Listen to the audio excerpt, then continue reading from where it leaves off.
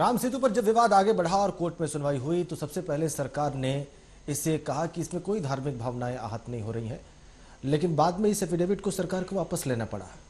R K. Pachauri की committee बनाई गई जो इसके पर्यावरण के पहलुओं को अध्ययन करके कोर्ट को बताती। उसने जो रिपोर्ट सबमिट की कोर्ट में, सरकार ने उसको भी मानने से इनकार कर दिया।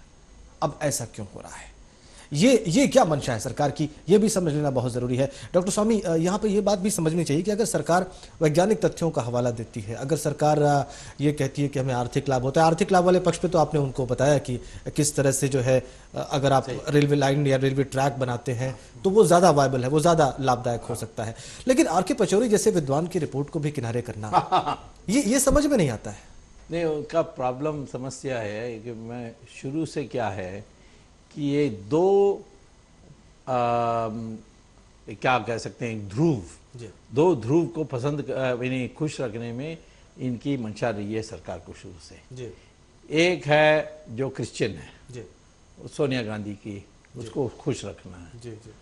और वो इन बातों में बिल्कुल ऐसी ही चाहती है कि सब टूट जाए, ये है वो है, हम लोगों को हीन भावना पैदा हुए जी।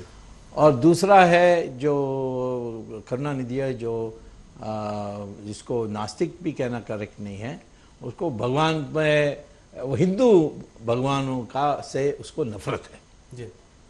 और वो प्रचार करता है कि ये सब झूठा है। वो क्रिश्चियन के बारे कुछ नहीं बोलता है, इस्लाम के बारे कुछ नहीं बोलते, बट हिंदू के बारे बुराई करते रहता है जी। तो उसको, इन दोनों को खुश रखने के लिए वो दुनिया के जो झूठ बोलते हैं, सरकार ने एफिडेविट में दे दी कि ये तो मिथ्या है, श्री राम कोई तथ्य ऐतिहासिक नहीं है, जब रामायण और महाभारत तो हमारी इतिहास है जी, जी। लेकिन उस समय मैं ये जरूर कहूँगा कि राष्ट्रीय स्वयंसेवक संघ और विश्व हिंदू परिषद ने जो रास्ता रोको किया जी, उससे ये घबरा गए। पहली बार उनको पता लगा कि ये राम के मामले में खिलवाड़ नहीं कर सकते हो जी।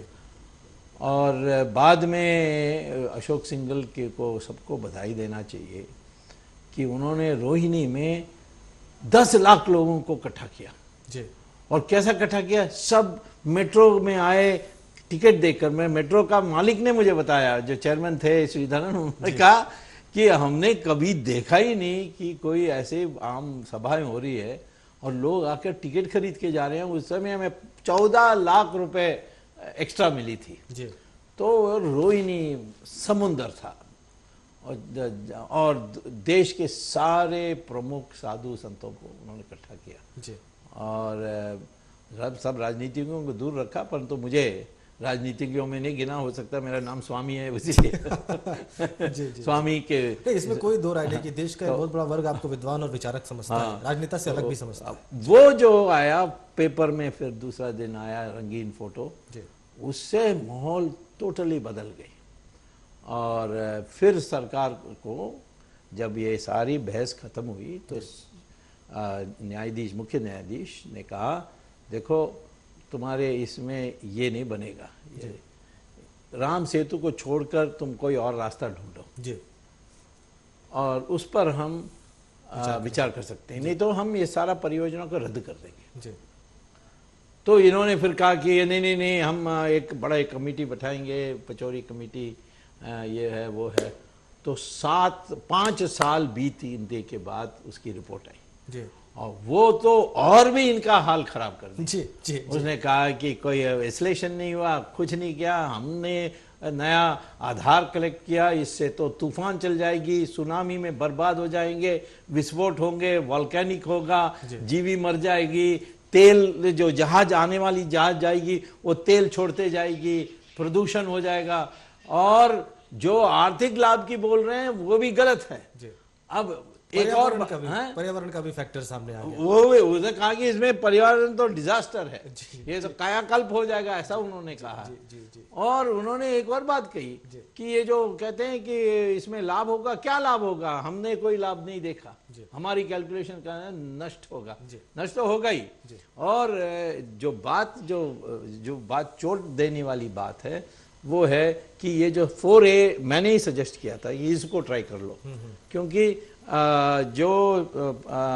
हमारी तट और श्रीलंका के तट के बीच में दो हिस्से हैं। एक है रामेश्वरम द्वीप, जिसको सभी कभी पाम्बन आइलैंड भी कहते हैं, अंग्रेज पाम्बन आइलैंड कहते थे, मतलब हम लोग इसको रामेश्वरम द्वीप कहते हैं। वहीं रामेश्वरम का मंदिर है और वो एक 20 किलोमीटर तक है। फिर उसके बाद एक 30 किलोमीटर के लिए राम सेतु है। तो हमने कहा कि राम सेतु को काट के ले जाने के बजाय इससे काट के ले जाओ, या तो उन्होंने कहा नहीं हमने बहुत काम कर दिया। मैंने कहा ठीक है, ये जो आपने राम सेतु काटने वाली बनाई है उसको अलाइनमेंट नंबर 6, वो जितना राम सेतु के पास आओ, फिर उसके बाद लेफ्ट टर्न करके रामेश्वरम आइलैंड से काट के फिर वापस इसमें, तो मतलब इस वर्तमान व्यवस्था में भी आपने एक विकल्प उनको दिया था मैंने। हाँ, जी। मुझे पता था कि वो भी नहीं चलेगा, बट ये इनका तो जान निकलने वाली बात थी सरकार को, तो इसीलिए वो क्या हो गया। अब डीएमके भी अब सरकार में नहीं है, मुझे लगता बड़े आसानी से 2 काम होंगे, सेतु समुद्रम रद्द होगा और राम सेतु को राष्ट्रीय धरोहर घोषित किया जाएगा। बहुत धन्यवाद यहाँ स्टूडियो में आने के लिए डॉक्टर सुब्रमण्यम स्वामी, और विस्तार में समझाने के लिए कि पूरा विषय क्या है। और देखेंगे हम जैसे ही कोर्ट का वर्डिक्ट आएगा, हम एक बार फिर से आपसे संपर्क करेंगे और एक बार फिर से 1 तारीख अप्रैल। चलिए, बहुत बहुत धन्यवाद और बहुत शुभकामनाएं आपको। तो ये थे डॉक्टर सुब्रमण्यम स्वामी, इन्होंने पूरे इस मामले के बारे में विस्तार से बताया।